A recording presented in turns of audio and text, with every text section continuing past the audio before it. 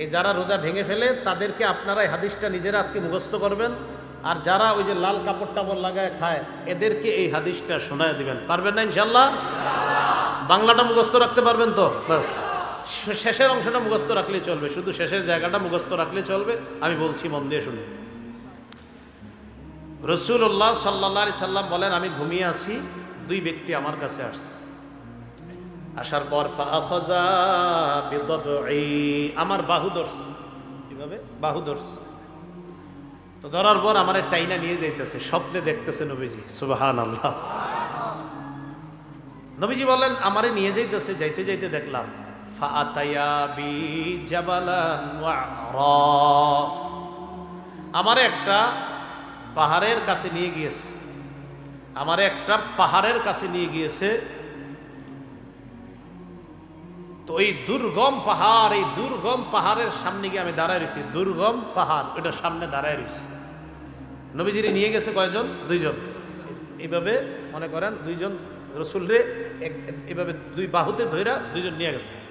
তা আপনি সামনে এলে না দেখলে সুন্দর হইতে আছে, আইসেন না, সমস্যা নেই। মানে দুইজন দুই দিক দিয়ে ধরছে, আপনি ধরেন ওই পাশ দিয়ে হুজুর, এরকম এরকম ধরে নিয়ে গেছে। বুঝছেন সবাই? এরকম। তো আমাকে যখন ওই দুর্গম পাহাড়ের কাছে নিচে আমি দাঁড়ায় রইলাম, ফাকালা, দুইজন আমাকে বললেন, ইসআদ, এই পাহাড়ের উপর উঠেন। তো আমি জবাব দিলাম, লা উতিকুহু, না না, আমি পারবো না, এই দুর্গম পাহাড়ে, এই পাহাড়ে কে উঠবে, আমি পারবো না। নবীজি বলেন, ওই দুইজন নবীজিকে বললেন, সানুসাহিলুহু লাকা, আপনি টেনশন করেন না, পাহাড়ে ওঠা আমরা দুইজন আপনার জন্য সহজ করে দিব, ওঠেন। রাসূলুল্লাহ সাল্লাল্লাহু আলাইহি সাল্লাম বলেন, আমি ঘুমিয়েছিলাম, স্বপ্নে দুই ব্যক্তি আমার কাছে এসেছে, আমার দুই বাহু ধরে আমাকে টেনে নিয়ে গেছে, দুর্গম একটা পাহাড়ের কাছে আনছে। ওই পাহাড়ের কাছে যাওয়ার পর আমি পাহাড়ের সামনে দাঁড়িয়ে রইলাম। আমাকে ওই দুইজন বললেন, আপনি পাহাড়ে ওঠেন। আমি বললাম, আমি উঠতে পারবো না। তারা দুইজন আমাকে বললেন, আমরা এই পাহাড়ে যেন আপনি উঠতে পারেন, এই ওঠাটা আমরা আপনার জন্য সহজ করে দিব, আমরা সাপোর্ট দিব, আপনি ওঠেন। রাসূলুল্লাহ সাল্লাল্লাহু আলাইহি সাল্লাম বলেন, ফাসাইদতু, আমি পাহাড়ে উঠলাম।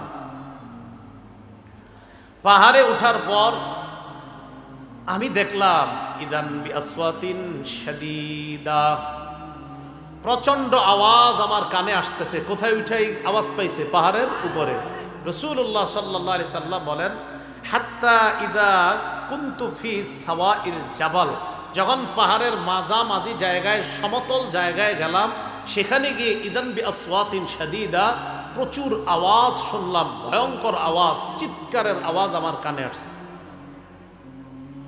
ফাকুলতু মা হাদিহিল আসওয়াত,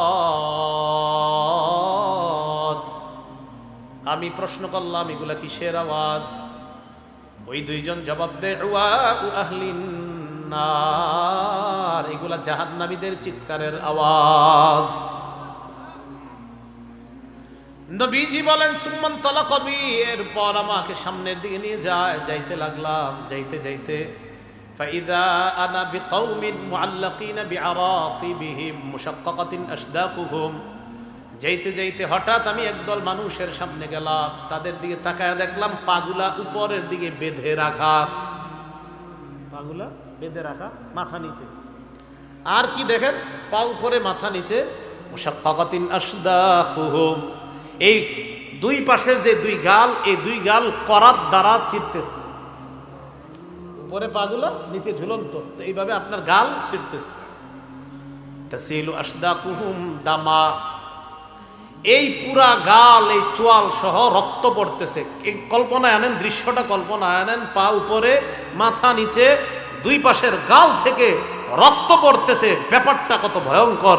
রাসূল বলেন, আমি বললাম, এগুলা কারা, কার সামনে আমি আসলাম? মান হাউলা, ফেরেশতারা জবাব দিলেন, আল্লাযীনা ইফতিরুনা ক্বাবলা তাহিল্লাতি সাওমিহিম, হুজুর এরা তারা যারা ইফতারির সময় হওয়ার আগেই ইচ্ছাকৃতভাবে রোজা ভেঙে ফেলে, এরা তারা।